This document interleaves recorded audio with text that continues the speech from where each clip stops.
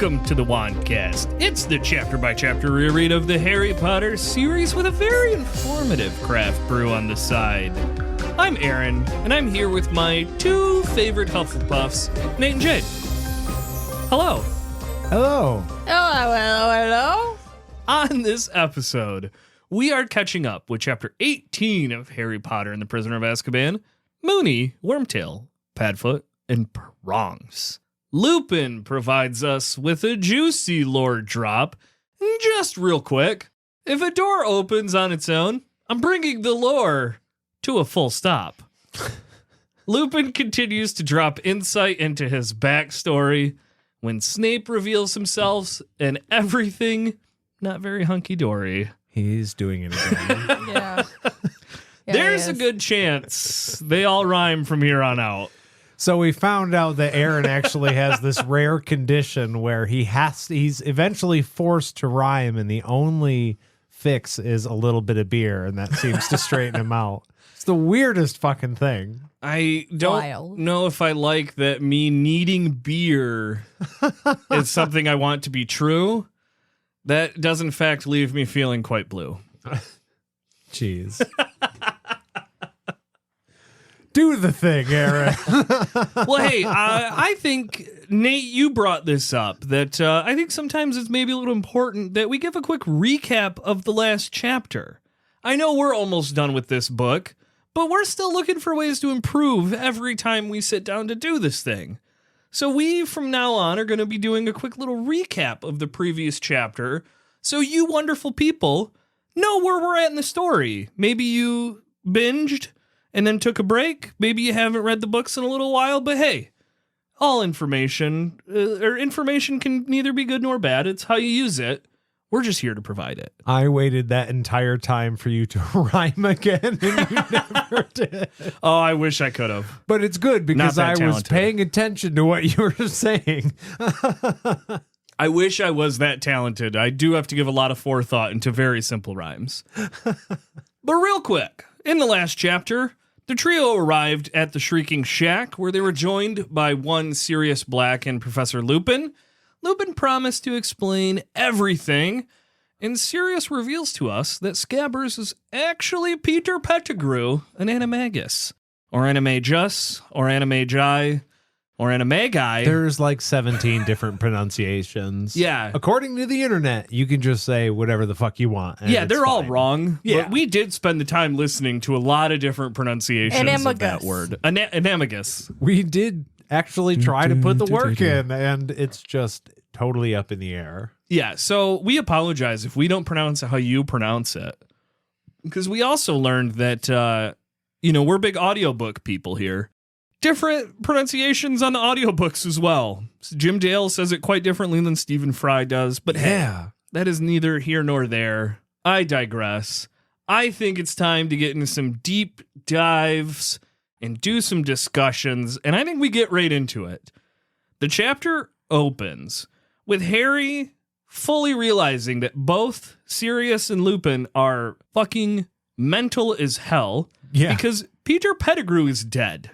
Therefore, he cannot be the rat, also known as Scabbers. They're trying to press this difficult to explain point. And so from Harry's point of view, he's like, oh, I get it now. And they're like, yeah, you see? He's like, yeah, you guys are bug fuck crazy and should be locked up.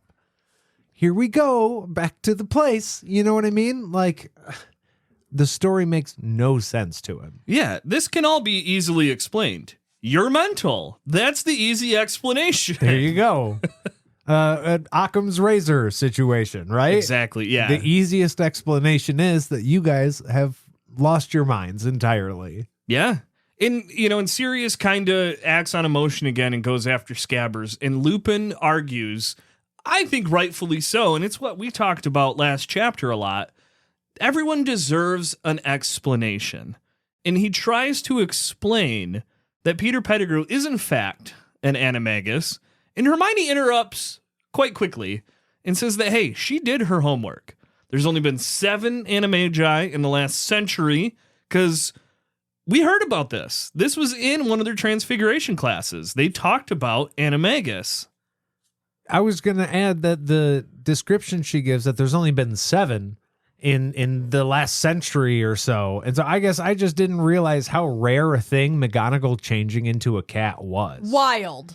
Especially since there's a class about transfiguration. So it's like, oh, things change into other things. The ultimate expression of that is you can change yourself into an animal, but that's not the case at all. It's like super rare that people can do that. So that was really interesting. Is it super rare that people can, or super Only rare 7 that in the last century. or super rare that people do? Like, because it's a pain in the dick. Because here's the thing. If I found out that I could turn into an animal, like that's the thing that makes me like, why is there only 7? I'd never Because see you in if human I form again. found out that you could figure out how to do that, okay, it'll be 5 years. Okay, it'll take me a minute, but I'm going to figure it out. Yeah, Jade's going to be a cat forever. Yeah. It'll be fine. I'm going to be getting a lot of weird looks. When we do get a little bit You more... turn into an animal, Sorry, great. I really like the cat. I'm sorry. It'll be fine. Anyway, I digress. We don't need to talk about that too much more. But yes, it's apparently to be an animagus, which I'm assuming it's just that it's so difficult, and that apparently you have to register if you're an animagus. Maybe people just don't want to deal with the registration? Jade? You said you might be a snake?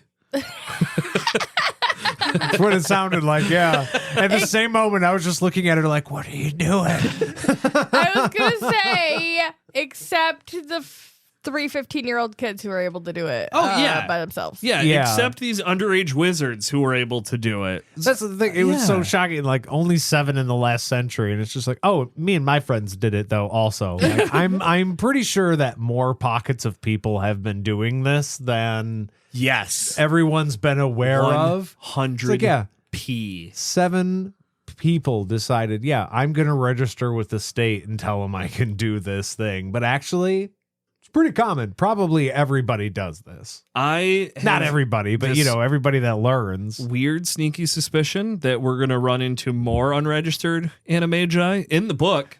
Because, why wouldn't we? Yeah, just like Jade said, if you figured out you could, you would. Yeah. Why the fuck not? I don't know if because when you register, that apparently goes into public domain. Because Hermione said she looked it up. Like, she saw Professor McGonagall's name on the list. Yeah. And, and is this just in the UK then? Like, just in the Ministry of Magic? But if you live somewhere else, you have to register with their government? I don't know. Look, I have a lot of questions. We don't get explanation. So... I guess that's kind of the end of it, is just, it doesn't make any sense. I think we're all in agreement. There's for sure more unregistered animagi, though. I think it was supposed to be a way to answer some questions, but it leaves more. Yes. Which happens a lot in this book series. Hey, here's an answer. Follow-up? No follow-ups. Be happy with what you got. Look at the keys. Now, I get maybe not following up with this, because as Lupin continues to explain that, hey, my friends figured out how to do it, as underage wizards. The door behind them opens all by itself. There's a comment made about, this place is haunted, and Lupin clarifies that the place is not haunted. All of those screams and moans that the villagers heard were from him. Yeah, that was me. So this is not a haunted house. Please investigate why the door opened by itself in this house that is not actually haunted. Oh, we looked outside the door. There was nobody there. Yeah, we did a quick, must have been the wind, I guess. Like, come on, guys. We decided not to do like a locate person or anything like that because we were having a conversation no one rolled insight. That would be a problem. We got to stay on track here, okay? So I like the group, I guess. We're just going to blow past the self-opening door, right? Yeah. That's okay. Yep. Just go past. We dive much more into Lupin's backstory. We find out that he actually had a pretty similar childhood to Harry, but for different reasons. He was pretty isolated until he got to Hogwarts because he was bit as a child, and werewolves do have a stigma about them in the wizarding world. He was, that's got to be terrifying to be attacked as a little kid and then changed. Yeah. But fucking lucky to have people around him that didn't just throw him away like he was kind of afraid of. Yes, there's a stigma attached, but also he was taken care of. He was brought to school. He was allowed to go to school there. Dumbledore helped him out. Yeah. Yeah. Dumbledore's got a real strong, hey, I fucking help people vibe. Oh, yeah. The parent signatures for Quidditch and all that stuff. No, we don't give a shit if they get hurt. But like, hey, if you think you're unable to come here, I will make a safe space for you here. I mean, that being said, you might get killed doing some dumb shit, but hey, that's on you. I was just going to say that realistically, he's probably lucky to be born in the time that he is, because had he been born any earlier, he probably would have been put down as a monster. Yeah. Yeah, well, like, and it's put down. Oh, yeah, absolutely, straight up put down. Well, yeah, it's like before. I just had the thought they're all sitting down in the Great Hall at Hogwarts, and then like, all right, let's eat. And he's just like, hey, is this silverware? Just wondering. Yeah, it's like, guys, what the fuck's going on? Fuck, bring out the stainless. My bad, dude. I didn't even think about it. Hey, I think one of the things here that we learn is that getting written off when you're young as like dangerous or bad is like not good for the psyche of a child. And I'm just curious if anyone else drew parallels to, like, I don't know, being sorted into Slytherin when you're 11 years old and now having the stigma that you're in the house that produces bad guys. Yeah. No, there's no Just correlation me? there. Okay. Those kids are ambitious and cunning. Yeah. And only out for themselves. And it's not that they won't help people. They'll just only help if they get something out of it. Right. Yeah. Exactly. Like, there's pretty much, that's just how they are. Yeah. Well, yeah, Lupin's luck did turn because, like you hinted at, Jade, this was a very important time because it turns out that Professor Snape is one of the very few people who can make the Wolfsbane potion that allows him to keep his mind when he transforms. So he transforms into a wolf, but he maintains the mind of Remus Lupin, and so he just curls up and sleeps the night away in his classroom, in his office. Not the classroom, in his office. I feel like, even with the potion, I would still be like, hey, pal, take the potion, but can you go down to one of the dungeons just in case?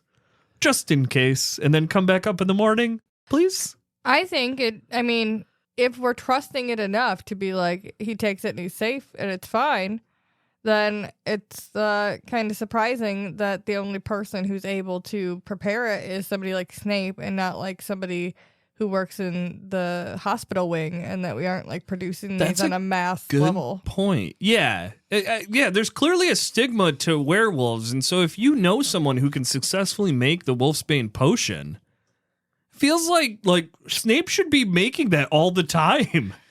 Well, I guess he doesn't make it all the time. He just has to make enough for every full moon. Once a month, yeah. Yeah, like, Snape should be side hustling that at least. Yeah, you got to imagine there's a community of people who need that. Yeah, that seems like a need. It seems like a healthcare issue that Oh, yeah. Well, and why shouldn't Snape also be like teaching Madame Pomfrey how to make this then she can go tell all her witch nurse friends how to make it? And we can educate students in a school, even if they're werewolf. There's a lot going on here. Should Lupin have to depend on the person who hates him the most in the school to make his medicine? Probably not. It is an affliction, but this is also a magical school where we're learning about different types of magical creatures. At the end of the day, Lupin is a human being who was then attacked by a monster. Yep. And he didn't ask to become a werewolf, but that's the thing, because he was attacked by a thing that couldn't help but attack him. Yeah. And so, yes, it's a monster, but it's a monster in the fact that it does a bad thing. The person inside of it is not necessarily a monster and doesn't want to do those things. So if they can get the person in between the sessions and say, hey, I have an option. I have an out for you to get control of this thing. If they take that option, then it's probably a good person. And, it's something that just happened to them. If they don't want the option, then they just want they have the bloodlust and they just want to take care of that. I don't disagree with that. I think that that's accurate. I think that I was just going to say something about how Snape could have had an opportunity, right? He took over the Defense Against the Dark Arts class, and he was like, hey, guys, werewolves. He could have led that into a class in his own potions class and been like, now I'm going to teach you how to help werewolves and them with their afflictions. Oh, yeah. Would have been an awesome teaching moment since he's one of the only people who could have done that. That's a pretty good cross-curriculum thing we could have done. Would have been beautiful. I think that requires Snape to be a good teacher on top of other things, and I argue he's not the best. But that is neither here nor there at the moment. What is here right now is we learn that the Whomping Willow was planted because of Lupin. The willow was planted over the secret entrance. So when he transferred, because this was, now we're back to young Lupin in the timeline. And so Dumbledore took over as headmaster and said, hey, you can come to Hogwarts. We're going to take the secret tunnel into this building. We're going to sneak you there every month. We're going to plant the Whomping Willow over it so kids won't fuck with it. And that is how you are going to live out your transformations. You go away for the night, we'll come get you in the morning, and everything's hunky-dory. I would like to argue that now means, technically speaking, it is Lupin's fault that Harry and Ron got in trouble last year when they flew the car into the Whomping Willow. Because if Lupin didn't go to Hogwarts, the Whomping Willow would not have been planted, and they would have not crashed into it and got in trouble. They probably still would have got in trouble, but not for that. I mean, they did steal a car. And Dobby's the reason that they couldn't get into the train in the first place. Yeah, if they would have landed nicely, maybe they wouldn't have gotten in as much trouble. I would argue that wasn't necessarily Lupin's fault, but it was directly because of Lupin that they had a really rough time getting into school last year. I would argue that it's kind of crazy that this is the measure that we took to, like, okay, a student has to leave the school once a month. Yeah, this kid has to leave the school once a month. So we're going to plant a wild attacking tree in the middle of the grounds to keep children from knowing where he's actually going and so they don't get hurt? That's crazy. It's wild. We even learned it didn't work because Lupin said when they were younger, they would play a game on trying to get as close to the base of the tree as they could. Someone got hurt, and then they were told, stop fucking with the willow. Jade, you sell insurance, right? How you going to insure a house or a fucking castle with something like that next to it? Oh, they don't have insurance. Right. That's what I'm like. There's no fucking. We are going to plant this. Quidditch also? Are you kidding me? No. Literal liability right next to the castle around the kids. We're like, no, this will be fine. Literally, they could have just walked him up to the astronomy tower, grabbed a couple brooms, flew him to the Shrieking Shack.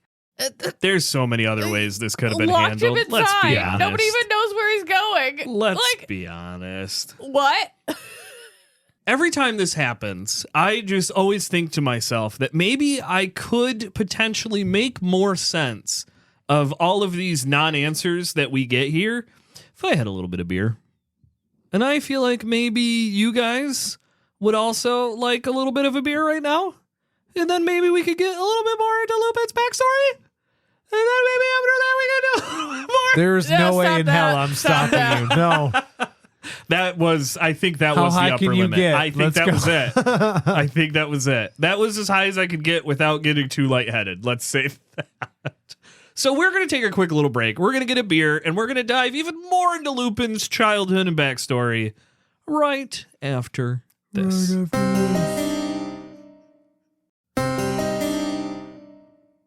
Hey, Nate, what are we drinking today? Today we are drinking Sour Monkey Sour Triple from Victory Brewing Company. This could be amazing and could be really bad. Yeah, we're all on the fence, I think, right now about this. I've had sours that are great, and I've had sours that I've just wondered why somebody bothered. But, you know, they're all appreciated as an attempt, I guess. Some more than others. Right. The back of the can, and this is why I'm so split right now. The back of the can says, fruity notes from imported Belgian yeast swirl through a precise souring, pucker up to a bite of citrus-laden tang, ending with a delectable experience. I mean, they know how to write a description. They're hitting all the right selling points. Yeah. I mean, based on that, the name, the art, I mean, I think everything about it is good presentation. I'm worried about execution. Smell is interesting. Taste is really okay, actually. Oh, okay. No. The more it sits, the better it's getting. That's sour. That is quite sour. Oh boy, But also, that's pretty good. that is the right amount of sour for me. I think so. I like that a lot. But the smell, just give it a waft. It's a little something. V for victory. V for victory? I'm ready to start. I'm prepared. I think this is a 9.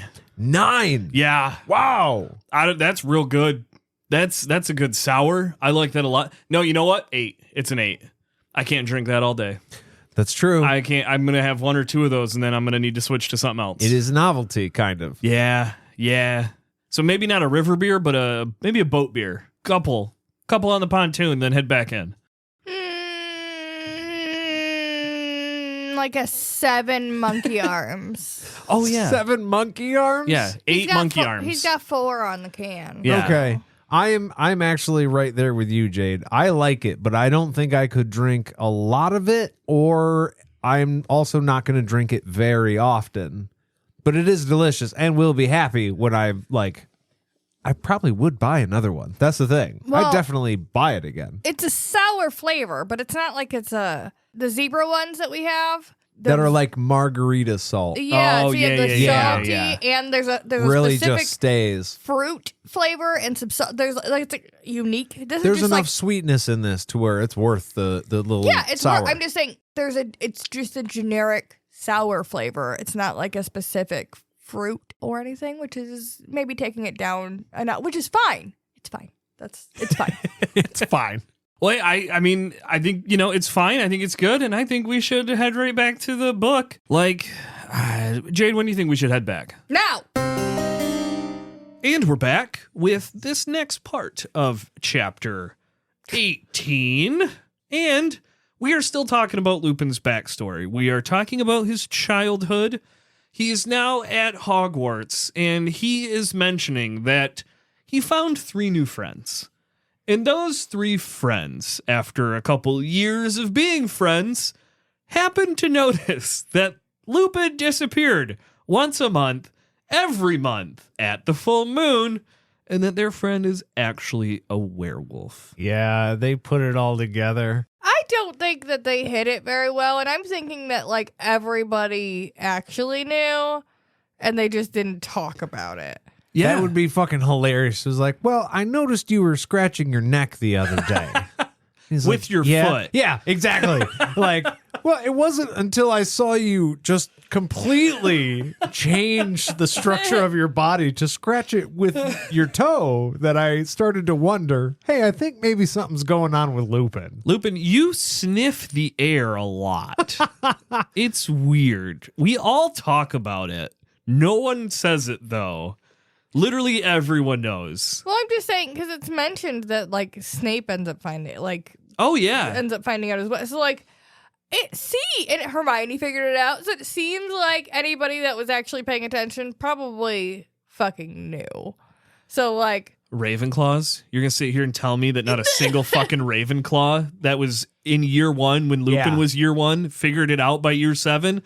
Of course they share classes. The 5th year kids who saw that thing be planted and watched that kid get trotted down there every fucking year, every fucking month. Okay. It looks like a punishment. Like, fuck, what did he do? Yeah. Seriously. Yeah. Well, and now, once his friends found out, they then decided that they were going to become animagi, and it took them. Aaron, I'm sorry. You're incorrect. They became the best fucking friends ever. Well, yes, that's Ever. true. Yes. They did take friends that anyone could be. the best part of 3 years to work out how to do it. So we're talking 13, 14, 15-year-olds that figured out how to become animagi. 12-year-olds started working on becoming animagi. Hell yeah. And figured it out by the time that they were 15. And Insane. this is advanced magic, too. It's been established. So this is like way above and beyond their level. And there's again, I know we talked about it in the last bit in the beginning. Only 7? If 3 teenagers figured it out, there should be way more than 7. Yeah, they worked for 3 years to become animals. So their friend, who was a fucking werewolf, didn't have to be alone on arguably the 12 worst days of the year. Yeah. That is the coolest fucking thing. Yeah. Ever. This is like, I had mentioned it earlier before we started recording. This is kind of the equivalent of like your friends and your family all shaving their head in solidarity if you get cancer, or, I mean, you know, people transitioning and coming out in the real world. A bunch of their friends like, hey, we're all going to dress the same way tonight so you don't have to feel alone and exposed when you go out as who you really are. And so, you know, just being there. And it's fucking awesome. I remember when I was in fraternity in college, there was a bunch of us that got asked to go to a gay bar. We had an openly gay member in the fraternity, and he made a note of like, hey, yeah, I like going out with you guys, but we always go to the bars you guys want to go to. We never get to go to the bar that I would like to go to where I'm more comfortable. Yeah. And it's like, oh, fuck. Yeah, you're right. Yeah, let's go hang out together. You know, you don't have to go do your own thing. Lupin doesn't have to be in the Shrieking Shack by himself. We're going to join him. Another thing, especially in these last few chapters, we get an answer and it just leads to more questions. We're told the reason this whole thing works because werewolf bites only affect humans in human form. Transfigured humans are apparently totally immune to werewolf bites. Wait, run that by me one more time. So I will read Lupin's exact words. A werewolf is only a danger to people. They couldn't keep me company as humans, so they kept me company as animals. Oh, so as long as they were in their animal form, if they did get bitten, it wouldn't harm them. Yes, but they're still human. No, I think that's the thing. Oh, you fully 'Cause they're an transform into animal. the animal. Yeah, you're changing your body chemistry into you have animal blood at that time. You don't have human blood. Okay, so that explains why it's so dangerous. You're literally transforming your entire body into it's not your form becomes this and you have human blood running through you. Like when you're a wolf, you are a wolf. 100%. The werewolf, Interesting. when he changes, he loses who he is. He becomes the werewolf. Yeah. So I think when you're an animagus, you become that animal. I think the difference is Lupin, because of werewolf, he lost the ability to maintain control, whereas the other people are like McG probably still has some sort of They're still able to be who I sentient am inside. Yeah. inside the animal. But I feel like in both cases, that instinct of the animal is there, and that's what makes this magic so hard, because you have to, there's got to be a balance of letting it take control and you controlling that instinct. Okay. I think the longer you are stuck as an animal, you end up stuck with some of those mannerisms as well. Animorphs rules. You get 24 hours and then you're stuck that way forever. That is a great point, Jade. And I wonder stupid rule. I wonder if we'll get more information on that later.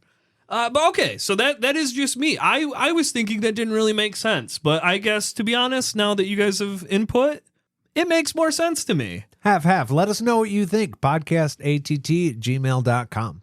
Now, it is also said that because he was surrounded by friends through the power of friendship, and maybe some people would argue through the magic of love, Lupin does say that once his friends were with him when he transformed, he was less wolfish.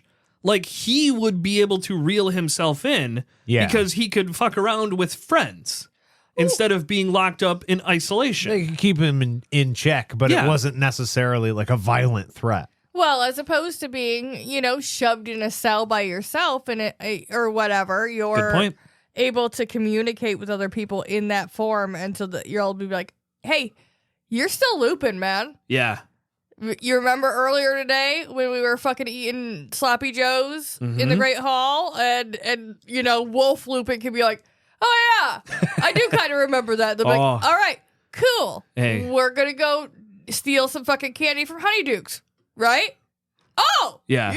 Dope. I'm in. Let's go. Yeah, it can kind of revert where his wolf brain was thinking. And let's be honest, everyone remembers sloppy joes. You don't forget. Oh, that. hell yeah. Yeah. Do they make those in the UK? Probably not. Hey, It seems like an American thing. hey, UK listeners, let us know if you've ever had sloppy joes. This feels like an ignorant question on my part, but No, I'm not at curious. all. They got some bomb-ass food over there. I know that. Lupin does mention that his body was always wolfish, but his mind was less so. So it was. He was able to remember. That's what led to them writing the Marauders map, is because instead of being tucked away in the Shrieking Shack, they would explore the grounds in their animal forms. And Hermione points out something that is a little bit like, Hermione, shut the fuck up. But she does mention, like, hey, that feels dangerous. And Lupin even says, it was. 100%. You're right. I regret what we did. It was dangerous and we shouldn't have.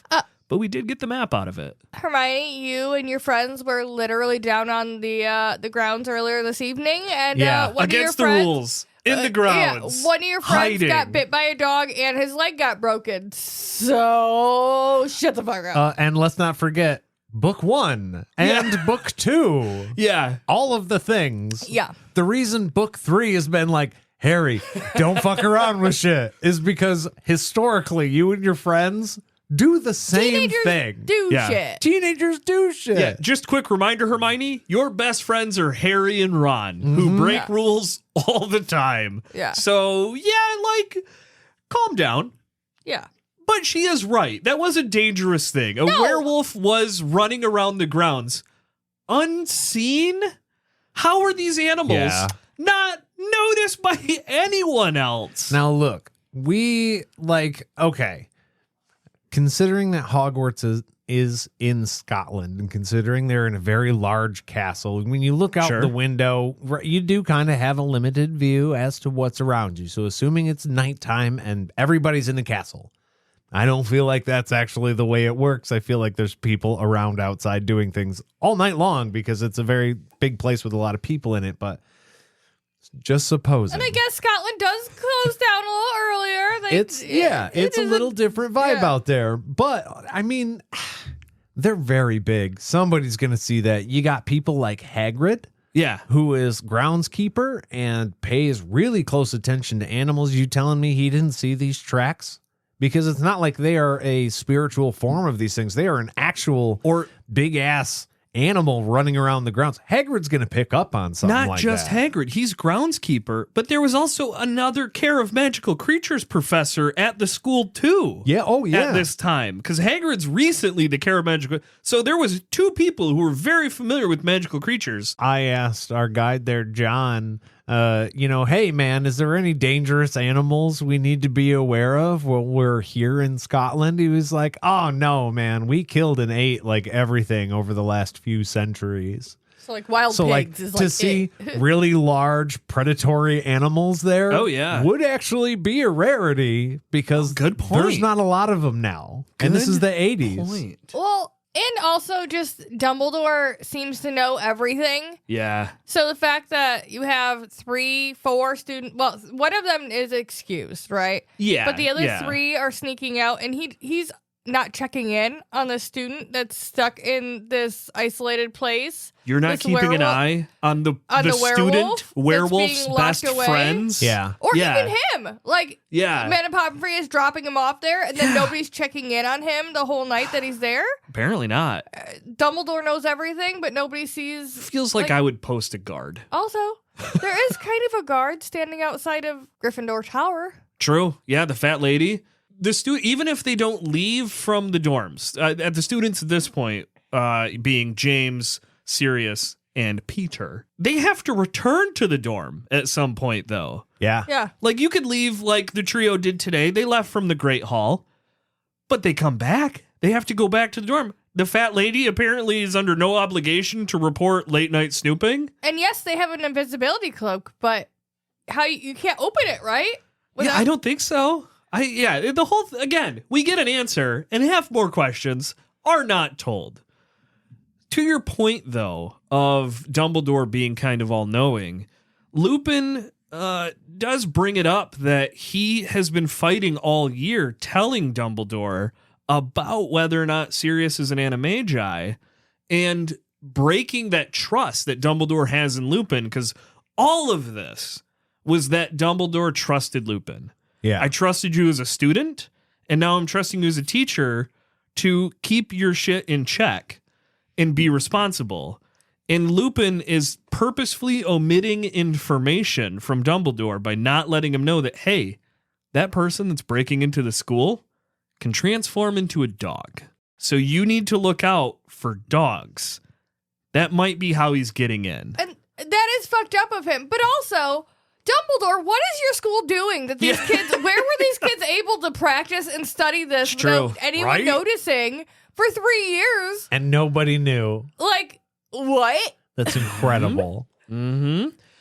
Maybe it's just one of those things where, like, if you had if you had certain requirements, maybe there's a room that you could practice stuff in. I don't know. Like, Hogwarts is a magical place. Maybe brush over it. Let's keep moving. Yeah, maybe something's there. I know what you did. This Lupin then brings up that Snape has been right about him all along, because Snape's been very worried.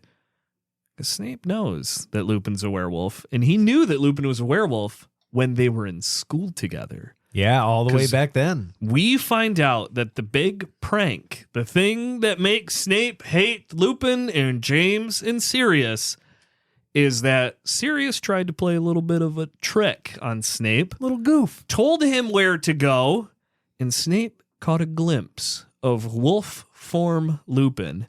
James decided it wasn't that funny of a prank right at the end, pulled Snape back to safety. But that is where the hatred comes from. Sirius was putting Snape, all of them were putting Snape in a very dangerous position. James was clear-minded enough to pull him back. So everything's fine.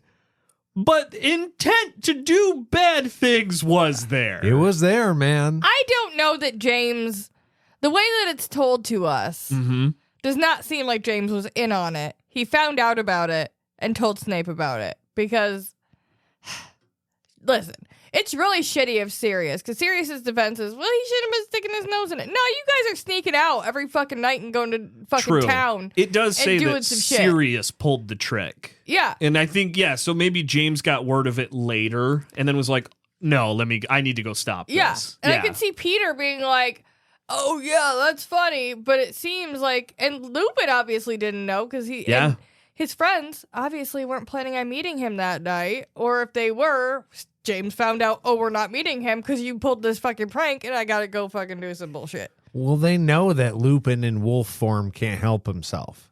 So they're sending Snape in there, knowing full well that he is going to hurt whoever goes in there because he's out of control and wants to, like, bite human flesh. You know what I mean? Yeah. So the reason that they were able to run around with him in animal form and, like, keep him in check and away from people. But so the joke was that they're sending Snape in there to his death. And finally, James was just like, oh, fuck, wait, this is a really bad idea. But Snape, I mean, he's not wrong to be upset because, look, you did this to me. I could have died. You're also allowing Lupin to run around in animal form. Yeah, you're keeping him in check, but what if you can't? Who watches the Watchmen? It does say when your father heard what Sirius had done and then went after Snape and pulled him back. But Snape did glimpse a transformed Lupin at the end of the tunnel. Yeah. So James was not in on that prank. On that joke. Oh, yes. Okay. Now Sirius did it. But still, I mean, you could see Snape going, well, fuck the lot of you. Sure. Yeah, guilty by association. Well, from Snape's perspective, he doesn't know that James wasn't in on it from the beginning. Now, I know what many of you might be thinking. You might be thinking, Aaron, there's literally only a few paragraphs left in this chapter. But I'm here to let you know that we are actually going to take a little bit of a break because we have so much more to say still. So we're going to take a little bit of a break.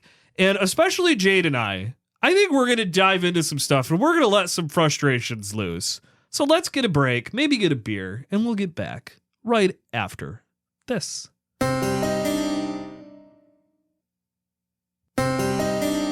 We are back for the remainder of this chapter. And yeah, so we just got told why Snape hates this whole group, really. Sirius, Lupin, and James. And, and Harry even says that. He's like, oh, so that's why Snape hates you. Oh, that's why he's so serious. Love it. Because, yeah, Snape thought that everyone was in on the joke. And then from the man himself's mouth, Snape says, that's right. And Severus, I almost said Cerberus. I was waiting for balls. That's so stuck in my head from when I was a child, and I am going to need to work on that. Severus Snape pulls off the invisibility cloak with his wand, pointed directly at Lupin. Fucker. He's been there the whole time. The whole time. Now, He look. did it in the fucking best way, though. We don't have any confirmation yet, because that is literally the end of the chapter. Another cliffhanger. Yeah. Snape has been in the room. That was the door, right? He heard everything. Had to have been. That was the door? Yeah. Like, Yeah. It's got to be that was Yeah. the door. Yeah. Yeah. All right. So now, Snape, the first thing I want to bring up, because there's another obvious point. Snape just heard Lupin's side of the story, where Lupin didn't know that Snape was in the room. Judge, jury. I am arguing that Professor Lupin has zero reason to lie to Harry about what actually happened that night. Because he still portrays someone in the room as being bad, aka Sirius. Sirius played a very dangerous prank on Snape. So, we're going to resume the next chapter, and Snape's going to be like, wow, Remus, I'm so sorry I blamed you for the thing that Sirius Black did to me. You're a werewolf, can't help it, and your friend did a shitty thing. We're now going to hold hands, embrace our love for one another. After hearing the story, you mean? Yeah, and everything's going to be fine, right? Because why would Lupin lie? That's got to be the true story. Oh, okay. He's not, like, he doesn't know Snape was there, so why lie about the story? Calling attention to whether or not he actually told it true, and now Snape is going to come out and say, well, here, this is how it actually happened. Maybe. I mean, he could Maybe. be covering to make himself sound a little better. You're in your younger, dumber days, you did some terrible shit. Maybe, I don't really know. It'll be a study of character. Yeah. To know if any details are different, how many, and the, scale to which they are. Yeah. I think that it might be that Snape is so upset about other things that he's ignoring what Lupin just said. Like, first of all, he definitely heard Lupin go, I think he's just jealous about James's quality Also a in the good Quidditch point. field. Yeah. Immediately, you hear one of your ex-rivals talking shit about your Quidditch skills. Yeah. And that being the reason that you're upset. That's why you're upset at James. Selective hearing turned on. Immediately, you're 100% right. Can't hear anything else. I take everything you I said all. back. He just goes into a blind rage, Yeah. doesn't hear anything Yeah. else. No, you're wrong because fuck you, and that's all. Okay. Yeah, has nothing to do with Yep. that. Absolutely. Also, I was better at him. That's beside the point, though. I'm mad at him for other fucking bullshit. That's the stinger line at the end after they fight, and he's like, and I was better than you at Quidditch. Yeah. Fuck off. Yeah. I Okay. think- Good point. I think the other issue is, again, with the timeline of events here, if you get real tight with it, right? You start focusing in. Lupin and Sirius have been here dropping all of this knowledge to the people here in the room. They have the knowledge they have. Lupin saw what he saw on the map before everyone left the map. Mm-hmm. Sirius, saw the map, right? He saw just Lupin. He didn't see anybody else. Snape saw the map. That's what I meant. Sorry. Yes, Snape saw the map. He saw just Lupin on the map. He doesn't know anybody else who's in the room. He doesn't know anything else that's going on. He also didn't enter the room until after some of that stuff was being discussed. Yeah. So, to his knowledge, he's walking in still just, maybe the prank wasn't on purpose, but you're here defending Sirius Black. True. That's a good point. After all of this stuff, who is a fucking murderer. So you weren't part of the prank, but all in all, you're still a piece of shit human being. So get your hands up. That's a great point. The door opened, and then after the door opens, they don't talk about Peter Pettigrew hardly at all. It's all Lupin's backstory. Yeah, so Snape doesn't know that Peter's in the room. Yeah, he has no idea that that Sirius is innocent, and any of that layer to it.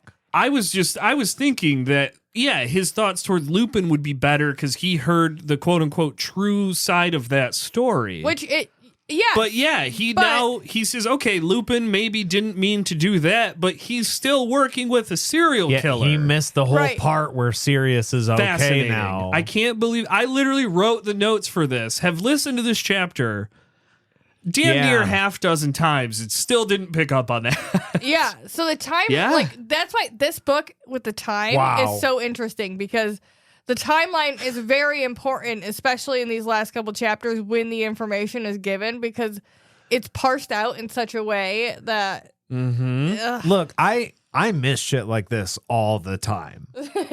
But I love when, like this, I just had an Erised moment, which just happened So Snape was in the room when he talked about the Wolfsbane potion? Yeah.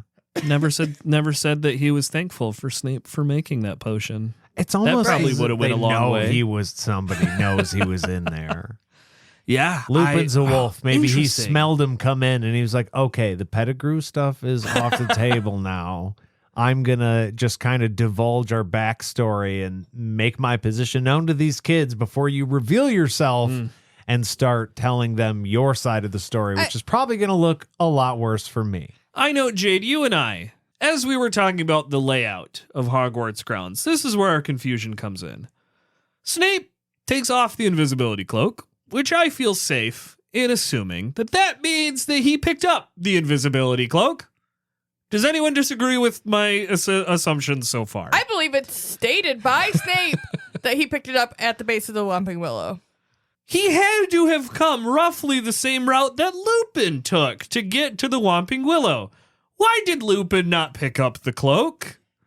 That feels like someone who went his potentially full 7 years of Hogwarts watching James disappear under this cloak.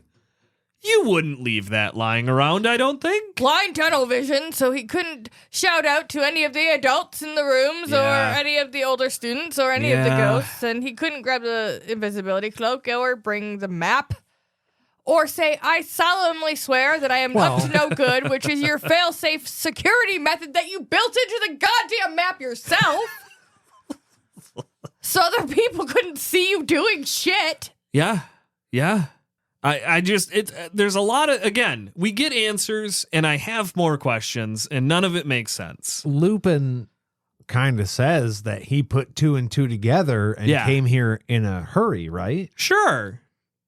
Maybe he just fucking missed it.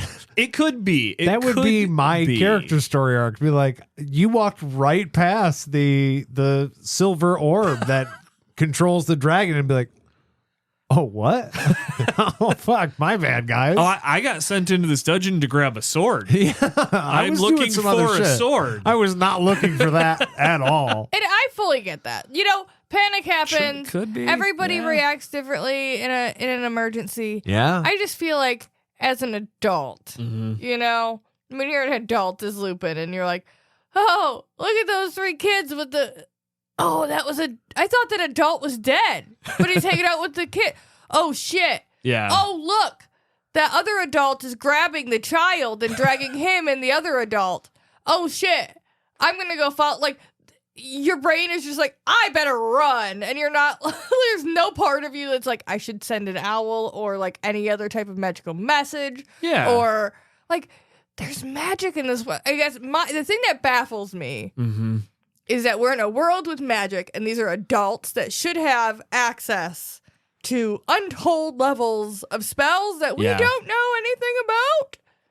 And so maybe there's something in your tool belt that could have been, you know, some type of assistance in here as opposed to just hoofing it all the way to the fucking tree and it'd be like, oh, now I'm here. And it's wild to me.